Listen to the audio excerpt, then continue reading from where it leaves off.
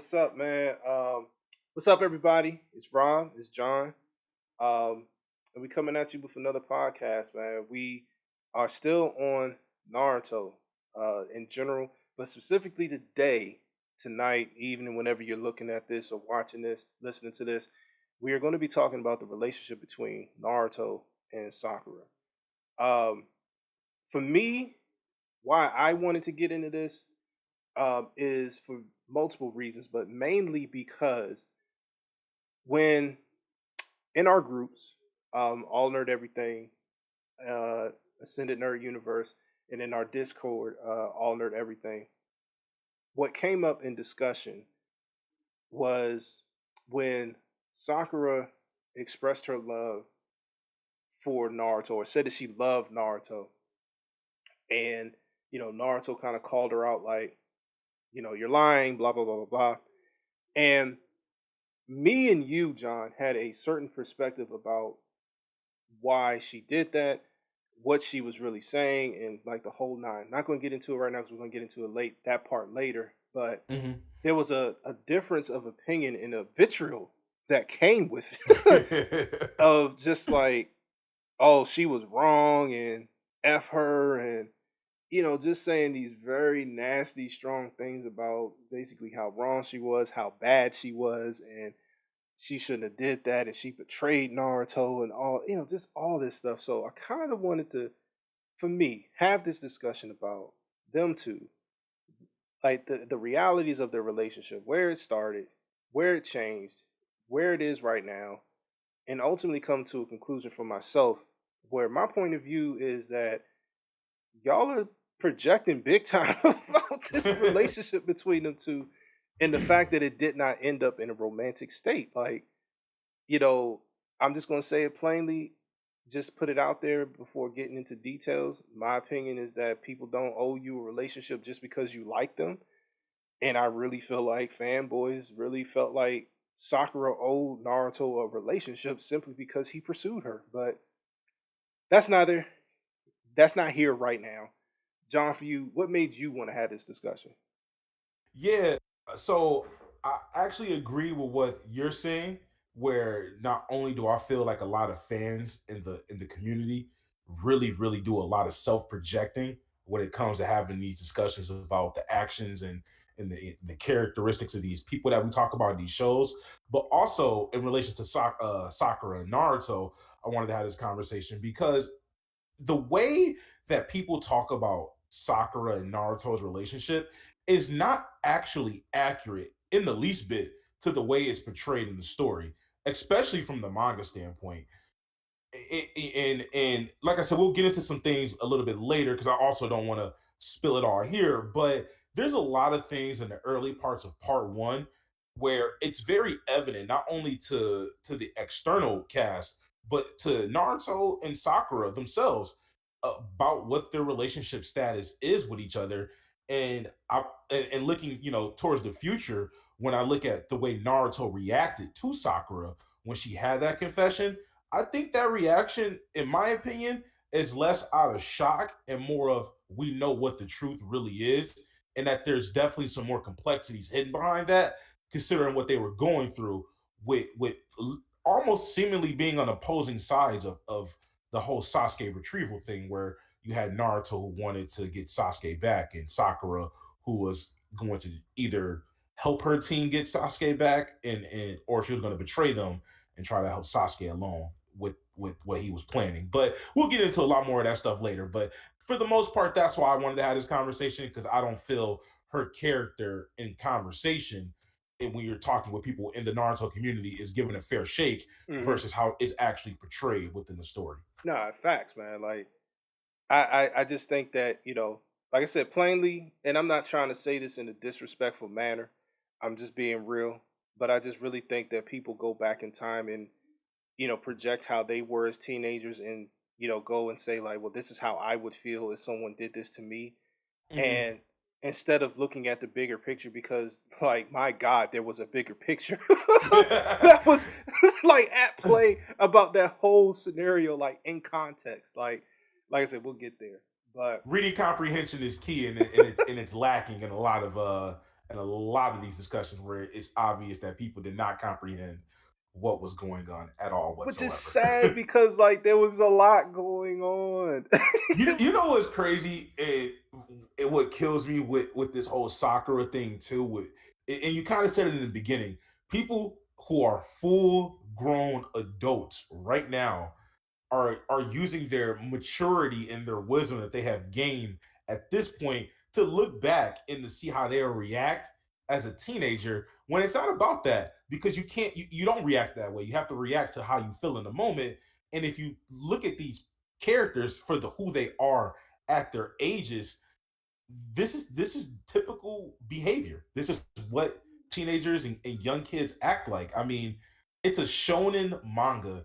For the ones out there who don't know, shonen is written for kids who are 12 to 18 years of age for the most part, Facts. even as young as 9.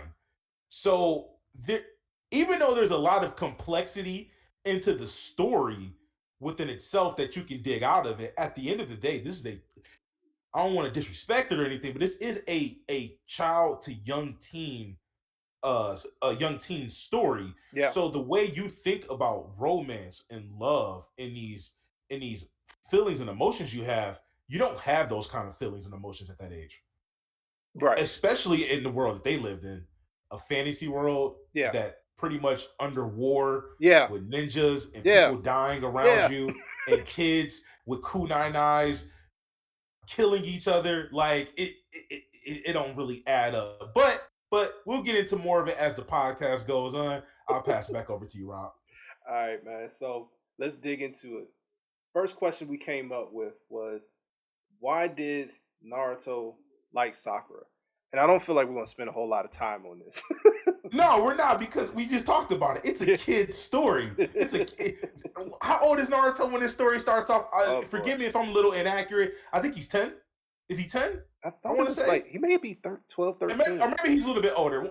Actually, I'm going to take a second and look this up while we're talking about it. But regardless, Naruto is a child Yeah. or a very young teen. So there is no manifesto of love when he says that he loves Sakura. It's also in the manga. Chapter 3, I believe. If you flip through the first pages of the manga when Team 7 is forming, the first thing out of Naruto's mouth when they're introducing the team is there's Sakura, a total babe, and that's a problem. That's it. That's it. There's no more to it. She's a attractive looking person to Naruto with pink hair, and he thinks he's a total babe. Boom. That's it. That's all there is to Yeah, it. That's why Naruto likes Sakura. hey, you see how That's he all was there looking? is to it. You see That's how he it. was, yeah, you see how she was looking, how he was looking when she thought that she was gonna sit next to him. Right. They're experiencing children emotions. Oh my God, is she gonna sit next to me? Is she gonna look at me? He can't even function half the time. Sometimes in the early parts of the story, he turns into like this little goofy, flirty little child when he Yeah, sees Sakura. Like it's innocent childhood love. That's all it is. He has puppy love. That's it. That's all he yeah, has. nah, that's facts, man. Like, and even like, let's be real, he was immature. He was extremely immature. This is the same kid that was going around marking up the Hokage's monuments on the mountain, just so he could get attention.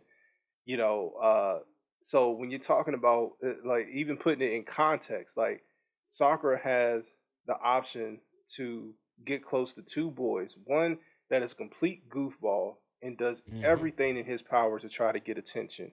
And hmm then you got the serious guy that's not really paying her attention, but there are times when he actually does. Like when my reread, I mean, that's a totally separate podcast in itself. But Sasuke acknowledged her at different times hmm to show that he was like actually watching her. And I'll leave it at that. But like, yeah, He was paying attention. I'm not gonna cut you off. I don't want to pass yeah, right back, but he was paying attention. He was yeah, paying he attention. was paying He knew what attention. was going on. Exactly, he knew what time it was, and yeah. And so to me, like even seeing that, it was like, man, like those are the seeds of how their relationship actually became a thing. If you're not paying attention, you miss it.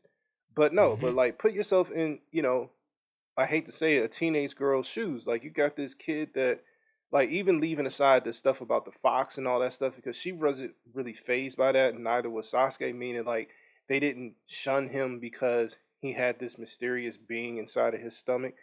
They Hmm. shunned him because of how he behaved, and Yep. he seemingly didn't take things serious and was trying to show off all the time.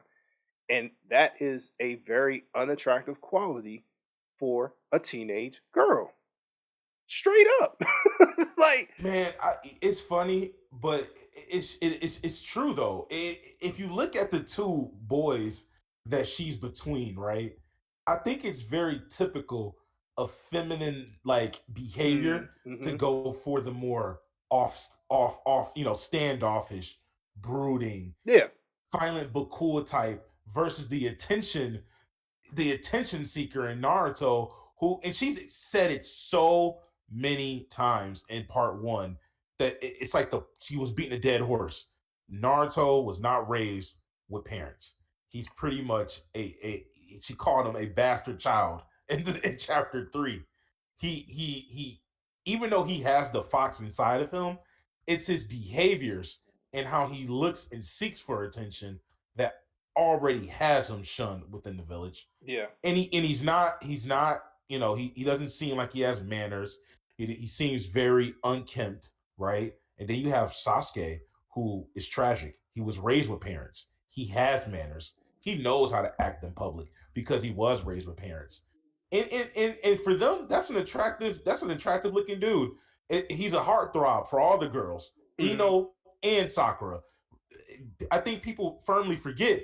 Yes, Sakura is a main character. Mhm. She is a tritagonist in a story, so of course we're going to get her perspectives on a lot of things. But Ino obsessed over Sasuke as well too. Sakura even states that she was so lucky to end up in the same team as Sasuke, and Ino would have acted the exact same way if Yeah. she ended up in a team with Sasuke as well too. It just seems that Sakura, this is her part of the story, so she is going to get into that role. And one thing I remember early on in part one, do you remember like right after they become Team Seven and they're walking around and Naruto he comes to that window and he pretty much beats up Sasuke, tapes him up and ropes and ties them Yeah. together Yeah. and he hog ties him. And Yeah. they go to have that conversation. And he goes to have that conversation with Sakura and as Sasuke because he's now imitating Sasuke Mhm. and he asked, and the reason why I'm bringing this up now because it's going to be very important when we get to the end of the part one discussion and move into Mhm. Shippuden. But he asks her and he looks at her and he goes, "What do you feel about Naruto?" Mhm. Mind you, he's asking this to Sasuke, and she just pretty much says what's on her mind. She just wishes that Naruto would leave her alone or go away or not be around her, and that she's coming in between or he's coming in between her and Sasuke by the way he acts, right? Mhm. Mhm. I'm with you. I'm at the manga right now looking at it. Yep. What's crazy is that look at the reaction that Naruto has, then look how they fade away from that entire scene. And then what really makes the relationship stand out, especially after this scene, is that she said these negative things about Naruto. Then the moment that they leave the village on their actual first mission, the only thing that she got from those missions from an observational standpoint, not about her abilities or as a ninja or anything, what Mhm. she observed and what the story is that telling you is that Sakura had to watch Naruto grow Yeah.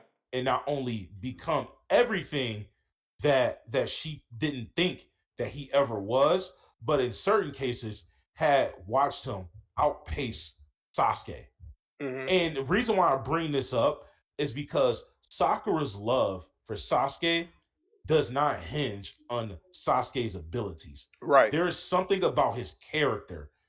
And mind you, these are kids. These are kids. So we're not going to get this complexity in a shonen, but Mhm. there's Mhm. something more about his character that she loves more than Naruto's. And I think we already stated it. It's just the way that they are as people. Yeah, how they carry Naruto is themselves. Naruto is the one that's going to end up in the friend zone. Sasuke the one that's going to end up in the sheets later on in the story. So it's just reality of how things typically even work in reality, and Hmm. we're watching that play out with children, and Yeah. it's accurate. There's really nothing to go on, and the thing is, their relationship is played out very well. And as you're reading the manga, I'm sure you're seeing it. They have these points throughout the story where it's Naruto, where it's Sakura acknowledging Naruto. There are more points in part one where Sakura had to come to terms with the man that Naruto was, Hmm. and she had to grasp with her own feelings about how she felt about Sasuke, and he was becoming the type of man that you really wouldn't want to be around, especially as part one was wrapping up. And I'm gonna cut myself off there, and I'm gonna pass it back to you because I don't Yeah. want to leave out a part one too soon. No, so the very scene that you're talking about with Naruto imitating Sasuke and stuff, and what's interesting about it, and something that the fanboys don't really acknowledge, is that Naruto he was about to kiss her while he was imitating Sasuke. Yeah. After hearing all the bad things that she said about him, he Hmm. was still willing to try to kiss her. And the Hmm. only thing that stopped him was the fact that he is so inexperienced that he got the runs and had to run up out of there. But he was like they people are so mad at her for Hmm. trying to keep him from a situation that he should not have been involved in because he was too involved.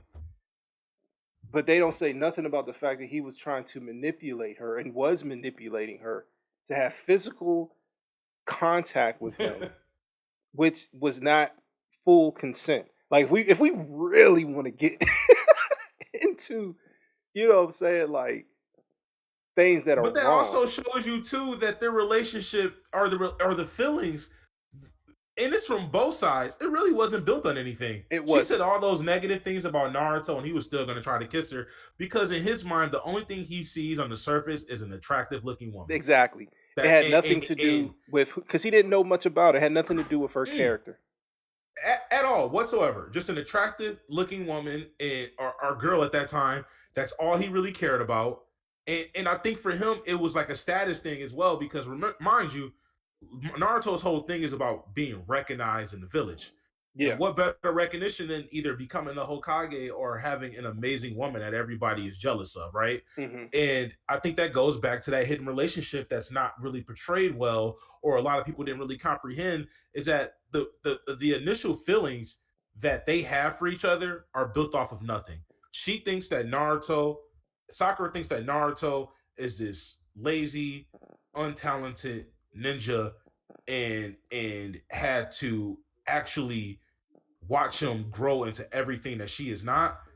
And then Naruto actually had to find a different way to build a actual relationship with Sakura that was not just based over him Hmm. obsessing. And you know what he did is he took on that big brother role. He Hmm. he we saw that happen in Water 7. I'm sorry, not Water 7. I'm sorry, I'm thinking of a whole nother show. Whole nother show. Whole nother show. But I'm Hey thinking about that. yo! Oh boy, the One Piece is in my head. Hey Anyway, yo! uh we're talking about the Land of Waves. We had to see that during the Land of Waves, especially Hmm. during the training.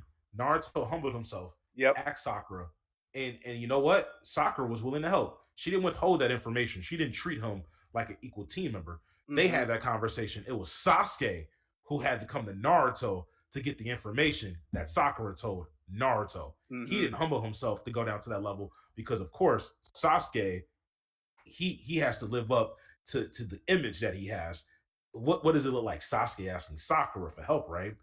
And one thing I love about that entire arc is that Sakura Sakura not it's not that it's not that she wasn't able to help in that arc, but she was only put into a role of observation Yeah. because they were so far above their head. And we talked about this in the first podcast. Yeah. Naruto, Sasuke, genetics, all of that, cut from a different cloth. Right. Their expectations are going to be a lot different in this art than someone who doesn't really come, like we talked about in our second podcast, from a family that really has these genetic markers to be an amazing ninja. So she can Mm-hmm. only do what she can do with her skill at that point in time.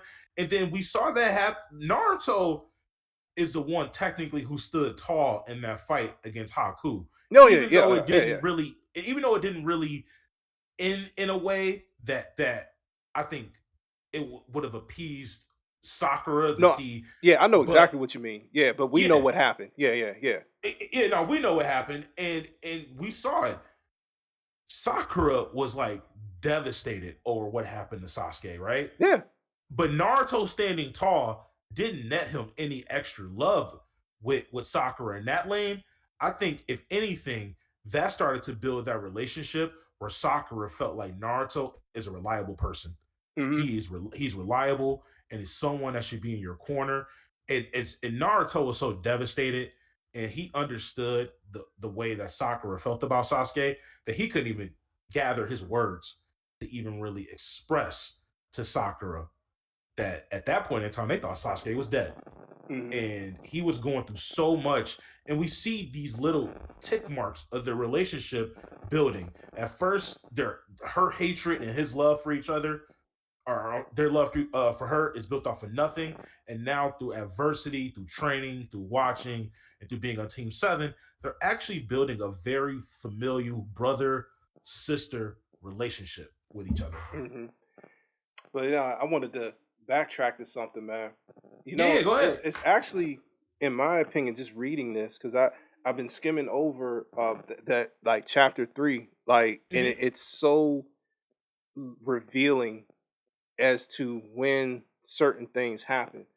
So, and I know it's kind of going down the side street a bit, but Naruto, was imitating Sasuke and all this stuff. So Sasuke breaks free while Naruto's in the bathroom, Yeah.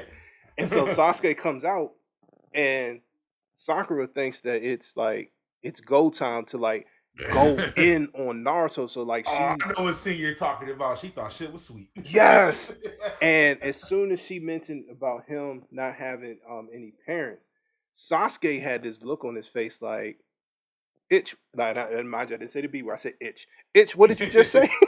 Like, and she went into that spiel about he doesn't have to answer to anyone and saying, "Don't you envy him being alone?" And Sasuke essentially looked at her and was like, "You make me sick." And I think Hmm. that moment of because the truth of the matter is Sasuke, I think, was acknowledged. He never really said it, but he was acknowledging Naruto in a way that Sakura did not. Like, yes, Naruto was annoying and stuff, but the one thing that Sasuke could kind of empathize with him on is the fact that he did not have a family, and it made it like that much more present in that scene because he utterly looked at contempt with her when in the manga when she said that, and how freely she thought that she could speak ill of him in that way, and Sasuke wasn't having it. He And that's didn't. because he didn't have that blind hatred towards Naruto Yeah. like that. I think he always had that attitude that he's an avenger and he's lonely and he needs to get revenge for his clan. And Hmm. he probably thought Naruto was annoying like a little pest. But yeah, I don't think he had that same hatred or that hatred out of ignorance that Sakura may have had towards Yeah, Naruto. It just wasn't at that level. He understood.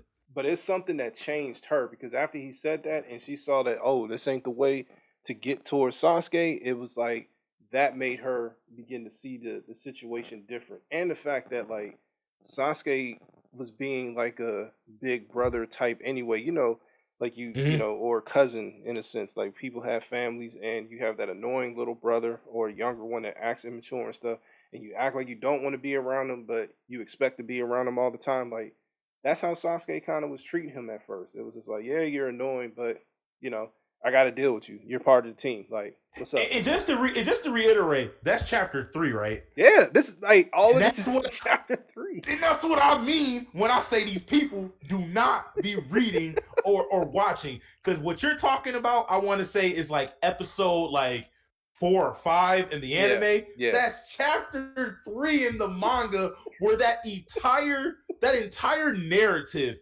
is dropped and broken at that point in time, Yeah. because it's never revisited the same way it was Yeah. after that scene. Yeah. It never goes back to just blind ignorance and hatred. I think there were some concessions that had to be made, and Mhm. I think the first concession that Sakura had to really get around was Land of Waves, right?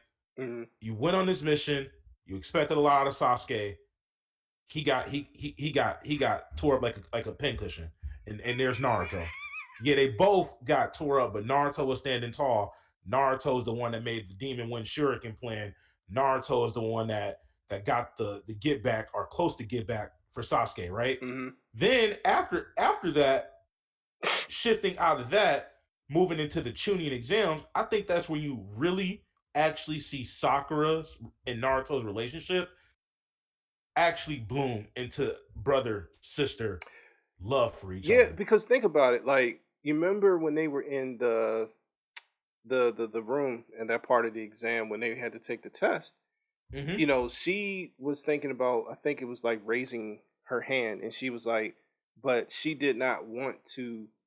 Like, I'm paraphrasing. She did not Hmm. want to hinder his path to being Hokage. Like, even if she doesn't Hmm. necessarily believe that that's what's going to happen, she was like, I don't want to. I don't want to hinder his dream. And so it went from I can't stand him, I don't want to be around him. Sasuke, what you think about him not having parents to to I don't want to hinder his dream. Like, there was a respect that began to form there within herself in her own inner monologue. And so It's true, and she mhm, was so conflicted right there. She yeah, she wanted to raise her hand, because at the same time, if they, in their mind, if they don't pass this, they can never be ninja again. right. But she didn't want to be the one to crush Naruto's dream Hmm. about never becoming a ninja again, and then almost shifted the ball into his court, essentially, because she wants him. like that takes a lot for a girl that this fan base swears did him wrong, to actually not only put her career in jeopardy as a ninja, but Sasuke's, the man that she's obsessed over, put his career in jeopardy as a ninja by putting the ball back in Naruto's court about it. The only person who's gonna quit on his dream is going to be Naruto, Hmm. and she's gonna stand in his corner, because she could have been selfish right there. She really didn't like him. Like, oh, he's not gonna be the Hokage anyway. I'm gonna Hmm. go ahead and raise my hand. She could have easily have done that, but she didn't though. She Hmm. didn't do that. And I think the next scene where we get to see her really come into form with Naruto is when she actually had to protect. I'm not sorry, not protect Naruto and Sasuke, but when they came under attack by Orochimaru. Um, Hmm. Naruto at that point in time has shown so much growth and so much development as a ninja. They just came out of the Land of Waves. He just had that miraculous moment during the first part of the Chunin exams where he didn't give up and they ended up passing. Then they get into the Forest of Death, and the only reason why they're even getting to where they're getting to is because of Naruto. And she acknowledged him in full by doing the one thing that I think people forgot that she did. She criticized Sasuke really harshly, actually, Hmm. and pointed to the strength and ability and courage of Naruto, and pretty much called Sasuke out. Like, where's this guy at that's supposed to be, getting revenge for the Uchiha? Pretty much trying to figure out where's that man that she's in love with, at the one that Hmm. she thinks that, the one that she holds ideal into her mind, and she pretty much had to make him act. And she didn't do that out of pity or anything. That was her actually truly acknowledging Naruto in that moment. Hmm. Hmm. Yeah, so I just think it's safe to say that even in part one, and when we say part one, we're talking about pre Shippuden, just so Hmm. everybody knows. Um, that even though it started off rocky, it transcended into, to me, more of a brother sister type of thing, even though they weren't brother and sister genetically. Um, Yeah. and even like let's even get it to another standpoint, when Sasuke is about to, or when he leaves, and she's desperate and trying to keep him in her life, and she begs and she pleads with Naruto, get him back, no matter what. Promise me, and in a way, just like a teenager would, not thinking about like the true consequences of what you're saying. Saying basically like utilizing her relationship with Naruto, knowing how he feels about her, to do this for me, please. And Yeah. Naruto obliges, like, all right, I'll do it for you, even though we know that Naruto was also doing it for herself. But within context of teenagers, that's what where things were. So even though Hmm. she started to acknowledge him in a different way and had a respect for him, she was depending on him to bring back the love of her life. Naruto heard this, and I think that's the thing that we also have to acknowledge, is that at that point in time, Naruto at the moment knew that he was friend zoned, and that is a very complicated not relationship. That is a very complicated conversation to have, because there's nuances at play on a realistic level when we're talking about friend zone. Hmm. Because there's the general male view where, generally speaking, most men feel like they are entitled to be first up at bat when they are in the friend zone. Just saying it what it is. Women don't feel that way. Generally, at least from our generations. Now, these younger kids, I don't know what they're doing. I feel like they may actually have changed the rules a bit. I don't know. But for women, it's like if they put you in the friend zone, you was the friend. And you Hmm. and you the friend for life. Like It's I may flirt with you. I may, maybe even tease you to get some sense of validation when I need it. But in general, there's a line that I ain't crossing with you, and that's never going to change. I'll bend it, but I'm not breaking it. I'll put my toe on it, but I'm not stepping over it completely. That's my understanding. Do you generally feel the same way? No, I do, and I think in context to the story, because we're at that scene, I think you see Naruto embrace that, Mhm. and what I mean by that is that, and it goes back to why I wanted to save that part where we were talking about where he took over Sasuke. I didn't want to expand the whole thing, but that scene pops up again when she asks him that question, and Mhm. he makes that promise.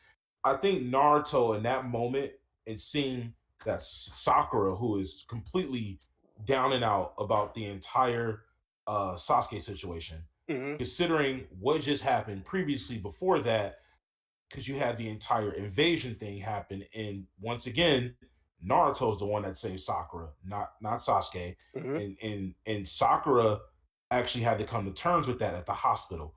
She thanked Sasuke, and Sasuke corrected her and said it was Naruto. Mhm. Mhm. Yeah, And she did. Yep. then then we saw what happened on the roof. Yeah. Her throwing herself in between Sasuke and Naruto wasn't just about Sasuke.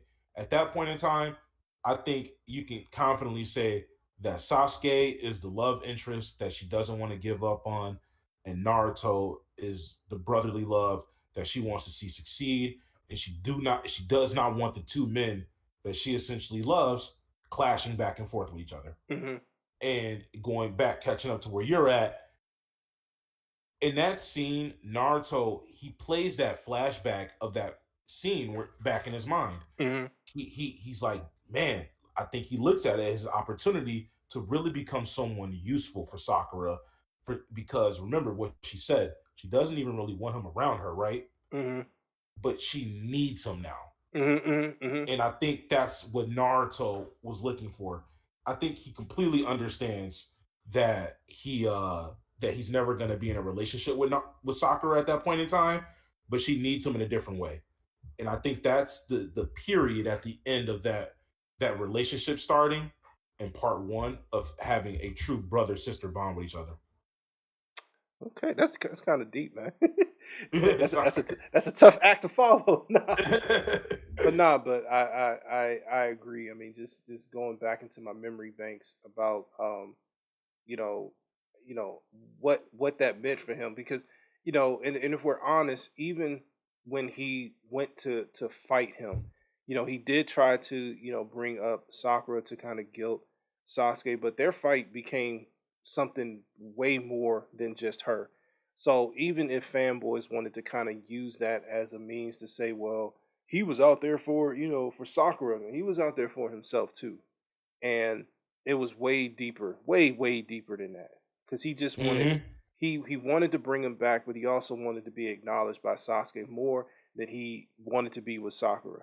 And that Hmm. was something that actually drove him. Her coming to him, begging him to do it was just extra motivation. But let's be real, Naruto didn't need her to ask him. He was going to do it anyway. If, Hmm. if if we're being 100, so she was not the gas that was put in his tank to get him to do it.